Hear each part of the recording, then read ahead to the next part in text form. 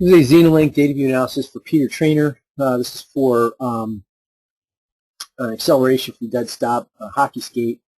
We have our previous test, which was collected in June over here on the right, and our current test on the left, about 2 months worth of training between the two.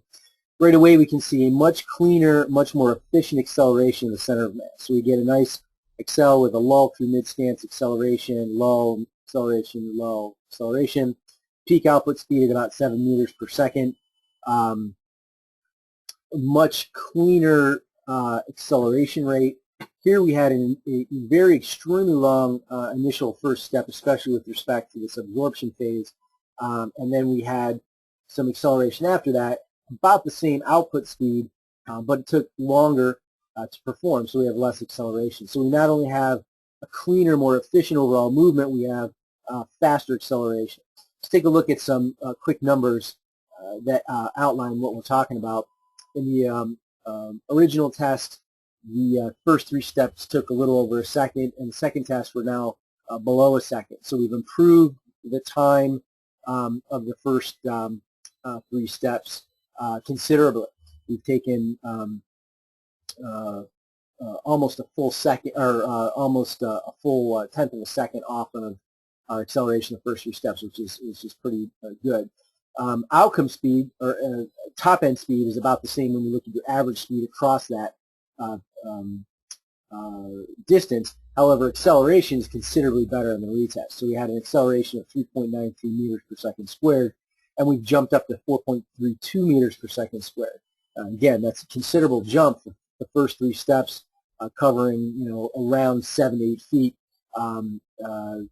to improve our time by almost a tenth of a second, and to improve our acceleration from 3.93 to 4.32 meters per second squared is significant in that short of a span. So we see quite a jump in an improvement in the rate of acceleration, or the rate of speed development. We'll take a look at our knee flexion extension path or pattern, which is really telling for our ability to generate speed.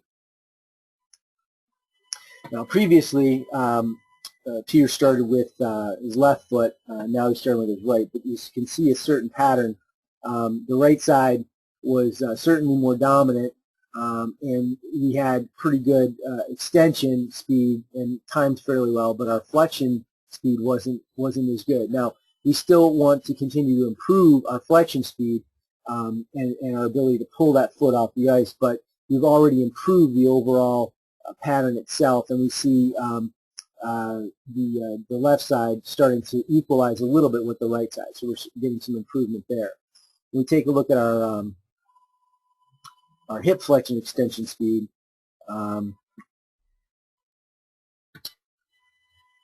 we can see, again, much better dynamic occurring simultaneously with the knee extension.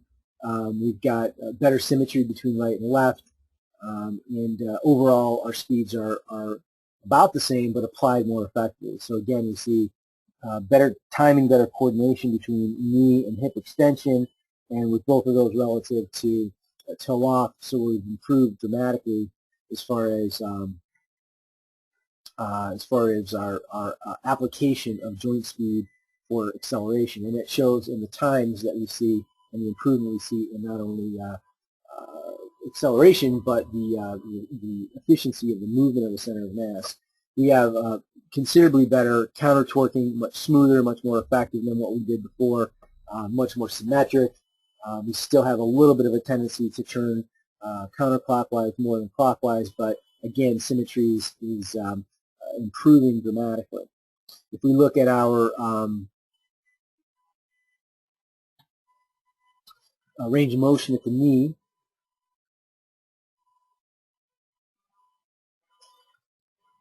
we see roughly the same range of motion, but I think we see slightly better symmetry here between the right and the left. Overall pattern looks just a little bit cleaner, a little bit more efficient. You get a little bit more knee flexion. So generally the pattern looks more efficient and is also more symmetrical. We've got our hip flexion extension speeds.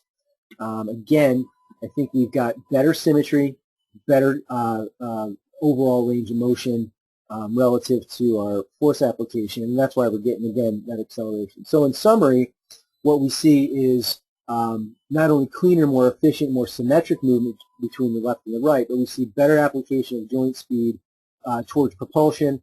As a result, we see first three steps taking almost a full tenth less time and a tenth of a second less time, and we see acceleration rate increase dramatically. Again, we can take a quick summary look at that. So again, the time in the first three steps went from 1.03 seconds down to 0.94 seconds. And although the average speed stayed the same, acceleration increased from 3.93 meters per second squared to 4.32 meters per second squared. Now remember, these are very compressed periods of time, 3 steps, 6 to 8 feet total covered, and again, around a second or less of time. So to see this kind of improvement in the initial 3 steps is dramatic and shows that Peter is tracking. However, Peter definitely has room for improvement. One of the big areas for improvement is, and we'll just look at our knee flexion, but it's true of hip, but even more so at the knee. We want to improve our rate of acceleration for extension, and we want to continue to improve our ability to go into flexion prior to toe off. So we want to get that rate of extension, pushing against the ice faster, and then pulling into knee flexion and hip flexion faster. The faster that occurs, the less time we'll be spending in the phase, especially the propulsion phase, the more impulse, or the faster we'll accelerate. So we can continue to take time off of Peter's acceleration, although he's made considerable strides already in the first 2 months.